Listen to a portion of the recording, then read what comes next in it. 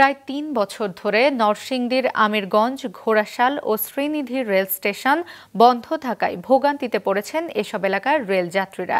Station master সহ প্রয়োজনীয় লোকবলের অভাবে স্টেশনের সব রকম কার্যক্রম বন্ধ থাকায় যাত্রী দুর্ভোগের পাশাপাশি প্রায় ঘটে ছোট বড় দুর্ঘটনা। বদরুল আমিন চৌধুরীর রিপোর্ট। ঢাকা চট্টগ্রাম ও ঢাকা সিলেট রেলপথের ৩৮ কিলোমিটার রয়েছে নরসিংদী জেলায়। ব্রিটিশ আমল থেকে এই রুটে 10টি স্টেশন চালু থাকলেও স্টেশন মাস্টার সহ প্রয়োজনীয় লোকবলের অভাবে গেল প্রায় ৩ বছর ধরে বন্ধ আমিরগঞ্জ, শ্রীনিধি ও ঘোড়াশাল রেলওয়ে স্টেশন। নিরাপত্তার অভাবে কয়েক বছর আগে এই 3টি স্টেশন সহ 7টি স্টেশনের গুরুত্বপূর্ণ সিগন্যাল মোটর সহ চুরি হয়ে যায় বিভিন্ন যন্ত্রাংশ। সিগন্যালিং ব্যবস্থা অকার্যকর, টিকিট বিক্রি বন্ধ সহ নানামুখী সংকটের মধ্যে কয়েকটি ট্রেন স্বল্প সময়ের জন্য ২ নম্বর লাইনে দাঁড়ালেও যাত্রী ওঠানামায় ভোগান্তির পাশাপাশি প্রায়ই ঘটছে দুর্ঘটনা। ৬০ জন মানুষ মারা গেছে। এই ৬০ জন মানুষ মারা যাইতো না যদি সিঙ্গেল দিত। স্টেশন মাস্টার নাই, আমরা খুব কষ্টে আছি। ইদানিং প্রায় বহুত লোক মারা গেছে, আহত হইতেছে।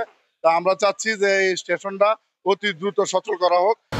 সংকট নিরসনে স্থানীয় সংগঠন ও এলাকাবাসী মানববন্ধন সহ স্মারকলিপির মাধ্যমে স্থানীয় প্রশাসন ও রেলের ঊর্ধ্বতন কর্তৃপক্ষের নজরে আনলে রহস্যজনক কারণে মিলছে না সমাধান। আমরা কেন আমাদের সমস্যাটার সমাধান পাচ্ছি না, এটা আমরা প্রশ্ন করতেছি যারা রেলের ঊর্ধ্বতন কর্মকর্তা আছেন তাদের কাছে। ঢাকা যাইলে আমরা নরসিংদী ছাড়া কোনো পথ নাই, ওই রিক্সা দিয়া ওই অটো দিয়া আমরা যাওয়ার লাগে। তাড়াতাড়ি যদি চালু হয় সবারই সুবিধা হবে। জনগণের স্বার্থে, জনস্বার্থে অত্যন্ত শান্তিপূর্ণভাবে আমরা একটা কর্মসূচি করছি।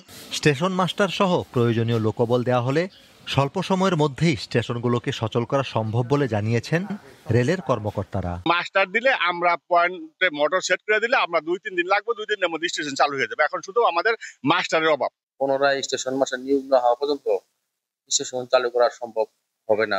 জনবল নিয়োগের মাধ্যমে স্টেশনগুলো পুনরায় সচল করে জনদুর্ভোগ লাঘবে রেলওয়ে কর্তৃপক্ষ দ্রুত কার্যকর পদক্ষেপ নেবে, এমনটাই প্রত্যাশা রেল যাত্রী ও সংশ্লিষ্টদের। বদরুল আমিন চৌধুরী, মাছরাঙা সংবাদ, নরসিংদী।